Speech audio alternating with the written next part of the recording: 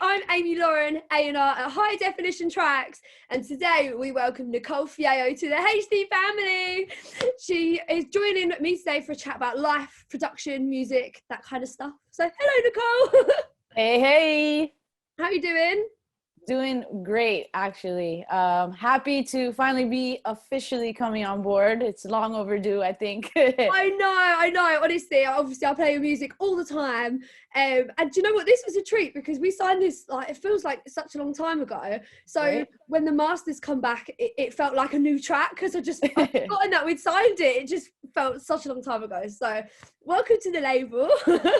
Yeah, happy to be here. I think we signed the track like back in June, July, right? Was it? Yeah, I think it was. God, it feels like forever ago, like such a long time ago. But hasn't this month gone so quick? Like it's almost the end of January already.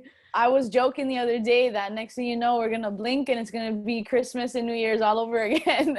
Stop it, don't say that. I've just got over Christmas. It wasn't too bad, but how was yours? What did you do?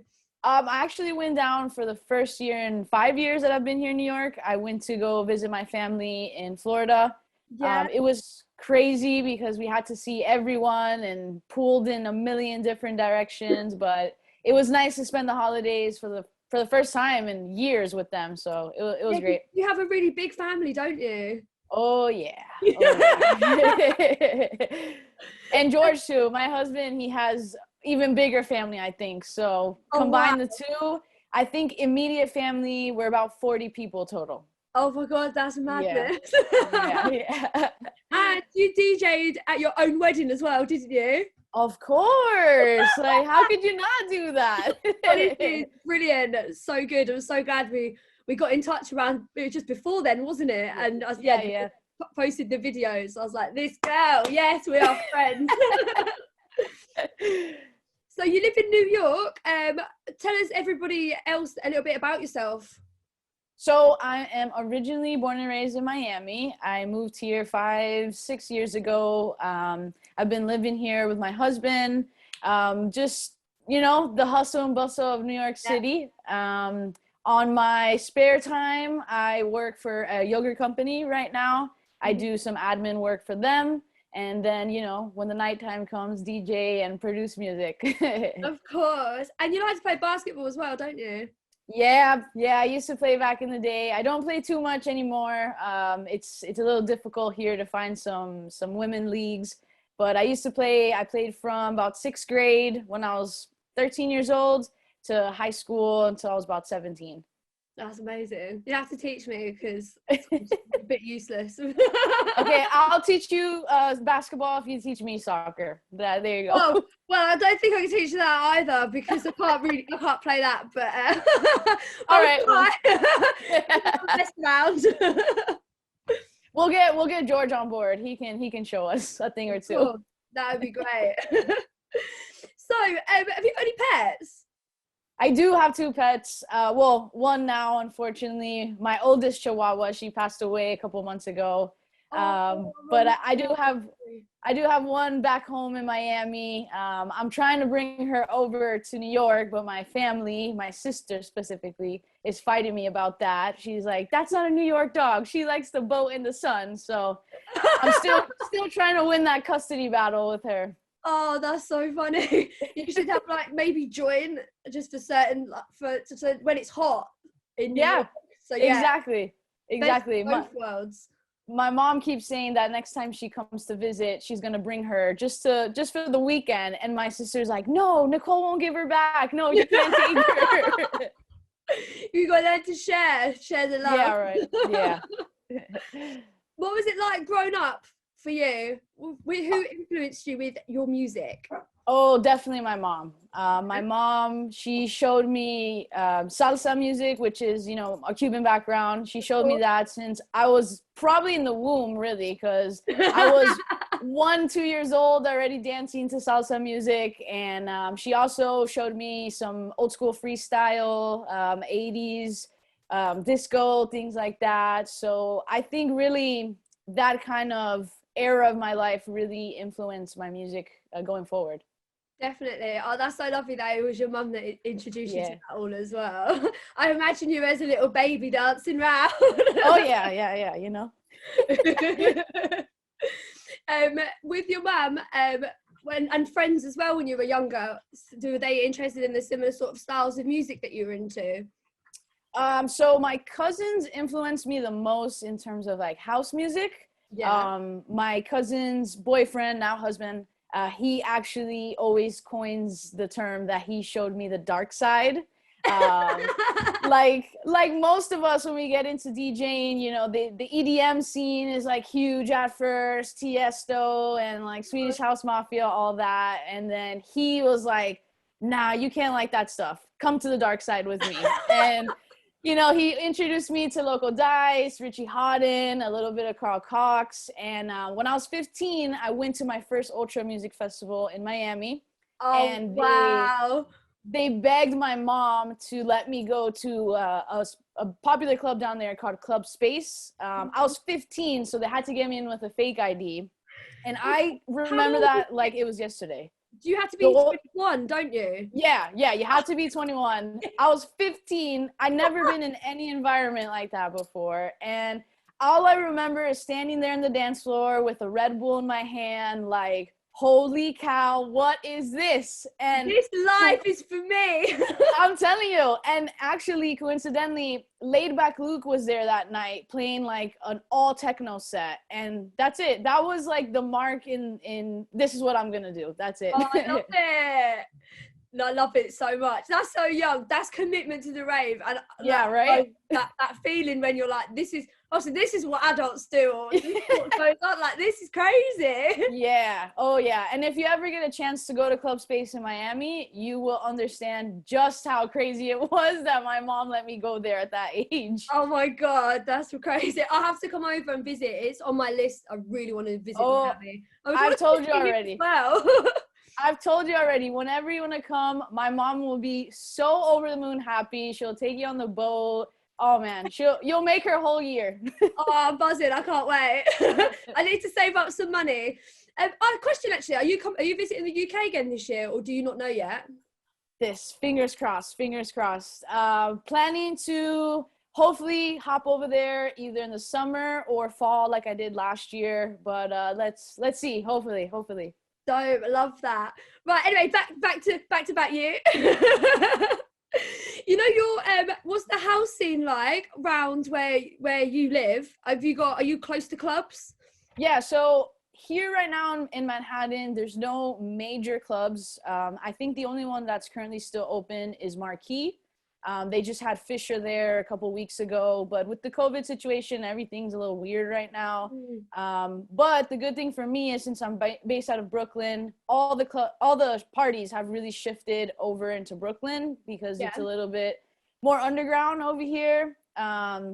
There's an area called Bushwick, which is just like littered with parties right now. So it's been pretty cool. George and I are actually going to an event tomorrow night around there to see Saliva Commandos and another friend of ours for one of their EP party launch, something like that. Oh, that's sick. That's really cool. Is everything, are you still having to wear like masks in places and are venues at full capacity now, or are they still capped a bit? Yeah, so full capacity is good now, and the masks, if they ask for proof of vaccine at the entrance, you don't have to wear a mask inside, but I always wear my mask because, you know, you never know. You're in New York City. Jeez. Of course. Wow. Right, so let's move into production. I want to ask you, was it your mum that inspired you to get into production, or was it something else?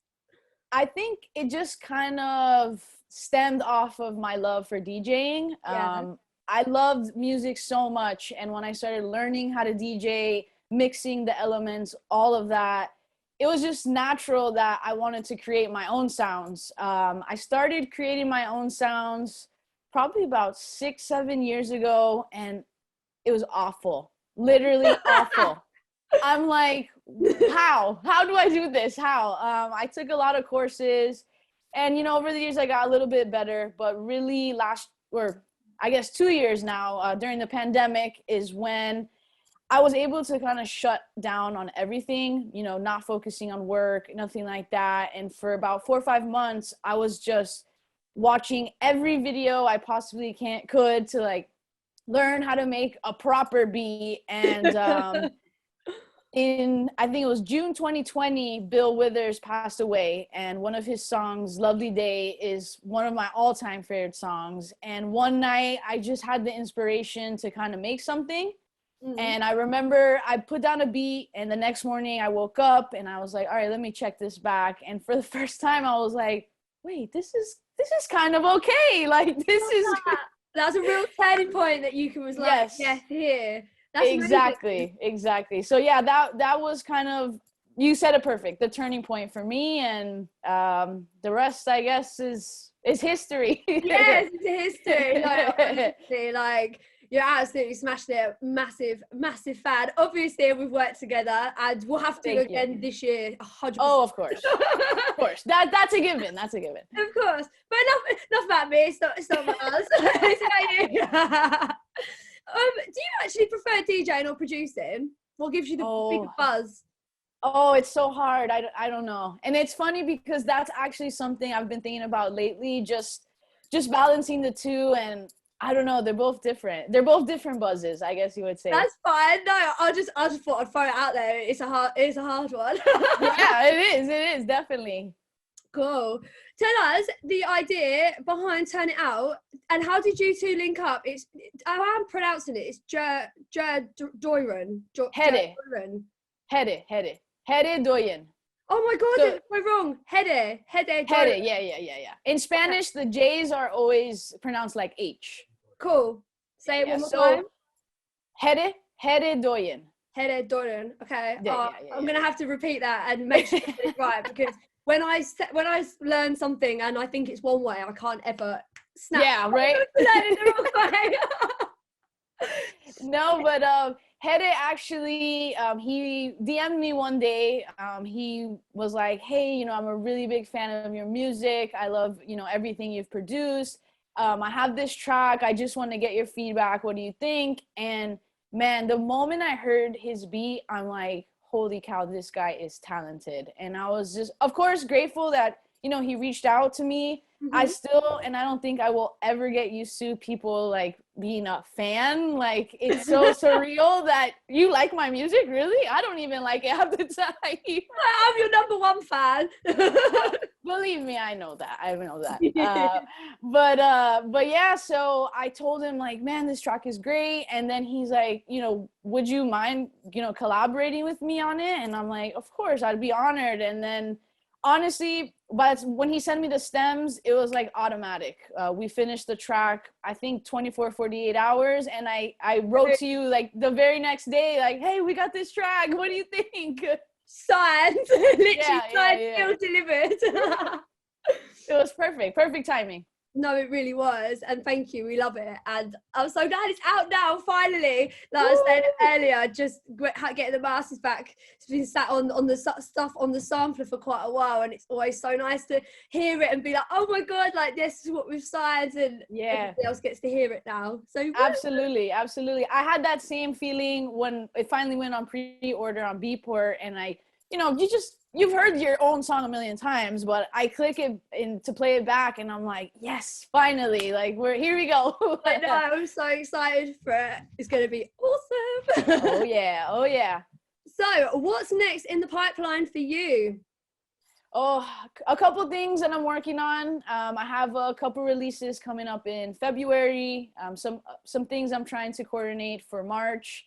I have a really big release coming this June, which you have that secret track already.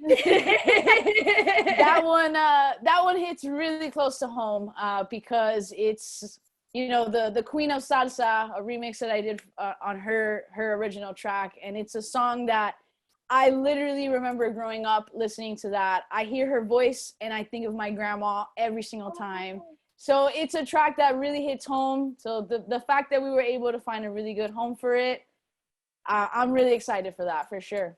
Oh, that's everything, and you can hear how passionate you are when you talk about it. That is music, to be able to bring like the memories, and like it reminds you of your nan as well. It's brilliant. Yeah. So yeah. And then, like I said, you know, hopefully make it back over to Europe. Hopefully middle of the year, end of the year. Maybe a little trip to Ibiza in the summer. And, yeah, we've got to go at the same time. It's happening. Oh yeah, duh. Sure. Sweet. Right, thank you so much. Before we go, can you let everybody know where they can find you on the socials? So socials, you can find me at Nicole Fiallo DJ, and SoundCloud, you can find me at Nicole Fiallo. Woo! Thank you so much for coming on. Let It Out is out now as part of the Winter Sampler. All the links are below. And remember, life's better in HD. Bye.